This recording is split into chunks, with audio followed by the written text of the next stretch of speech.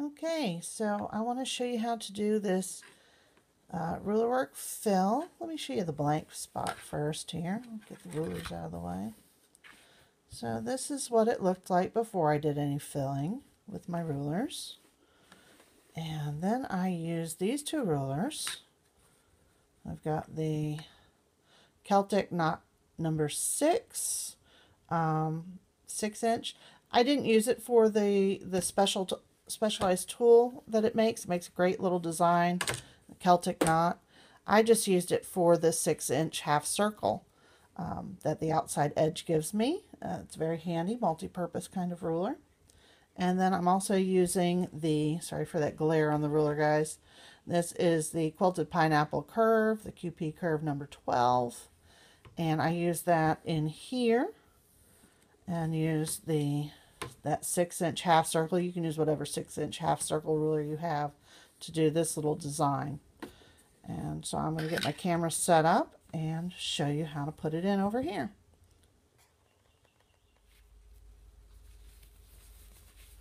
Okay, so I'm set up at the machine and I'm starting in the point of this design on the outer edge. This is going to help me make it a little bit more continuous. And I'm going to start off with this half circle. This is a 6-inch half circle. It's also the Celtic knot ruler from Top Anchor. Like I said, I'm just using it for its 6-inch circle edge. So you can use any circle edge. And I'm coming from the tip of the flower towards this intersection. And I'm going to stop 1/4 of an inch away from the edge. I've got my ruler started, so I'm starting in the point. But over here, I've got it set at 1/4 inch away. There's 1/4 inch markings on here. So I'm 1/4 of an inch away. And because of the direction I'm going in, these designs end up not being perfectly symmetrical. But because of the way I'm stitching them out, overall they end up being pretty darn symmetrical.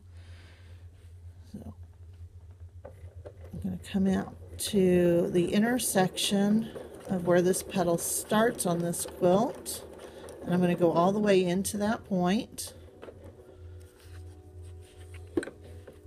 and coming back out again. I am stopping about 1/4 of an inch away. So I've got that, I'm using that 1/4 inch mark, and I'm also going to be stopping about 1/4 of an inch away from this outer edge here. Bring my ruler back around. It's harder to line up coming back out. Some of it's just a geometry thing. And coming back out to my beginning point. And then I'm going to backtrack down this little section.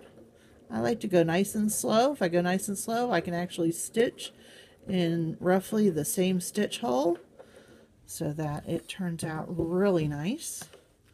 And now I've got my 12-inch curve ruler, and I'm lining up that 1/4 inch mark. And you'll notice, maybe you can't because of where I've got my ruler set up and my camera, the farther I get away, the lines don't line up, and that's purely a geometry thing. These rulers have an evenly spaced 1/4 inch mark on them, so I just mark it up, line it up evenly on that 1/4 inch mark at my stitching. And I'll show you as I go. Even though this is the exact same ruler I used to stitch these lines, it no longer lines up. And that's because this is a uniform 1/4 inch space from here to here. If you trace these out on paper, you would find that this curve is bigger than this curve. Okay, it's just a simple geometry thing. And so I'm just going to start pivoting my ruler just the tiniest bit. And you won't see it at all. But that just gives me a very precise 1/4 inch echo on these lines. So they're nice and accurate. You see, I kind of pushed a little bit of my batting ahead of me. Got a little bit of a bulge there. I'm going to go another step or two. And just lining up that 1/4 inch mark right there at the foot. As long as you're lined up well right at the foot, doesn't matter where that other end of your ruler is. Just relining it up. Sometimes you want that spacing to be exactly 1/4 of an inch away. Sometimes it's not all that important, and you can just match up the ends of your ruler to wherever you're going.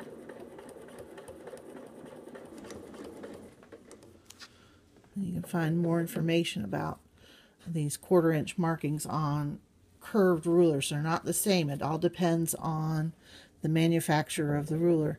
In my class, my Craftsy class, Creative Quilting with Rulers. More techniques and motifs. Got my 6-inch curve out again. And let's get it placed right. Got it 1/4 of an inch away from that corner and stopping about 1/4 of an inch away. This is not all just kind of eyeballing it. I don't get out the measuring tools. And, you know, we're quilters. We know what a 1/4 inch seam looks like. There's exactly 1/4 of an inch from my needle to the outside edge of my toe right here. So that's a good gauge that helps me compare where I'm placing it. And you'll pick it up really quickly. And if it's not completely perfect, it's going to be so close, no one's going to notice. All right.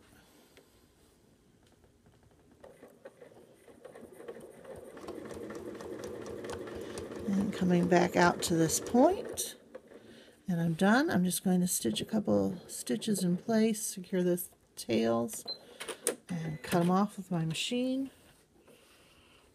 All right. And there we go. So I'm going to keep working on this pillow, and I'll show you what it looks like when I'm done. Thanks for watching. This is Amy at Amy's Free Motion Quilting Adventures. You can find my blog at www.freemotionquiltingadventures.com.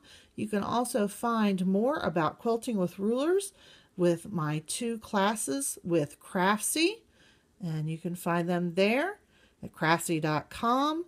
Quilting with Rulers on a Home Machine is the first class. The follow-up class is Creative Quilting with Rulers, More Techniques and Motifs. Thanks for watching. Bye-bye.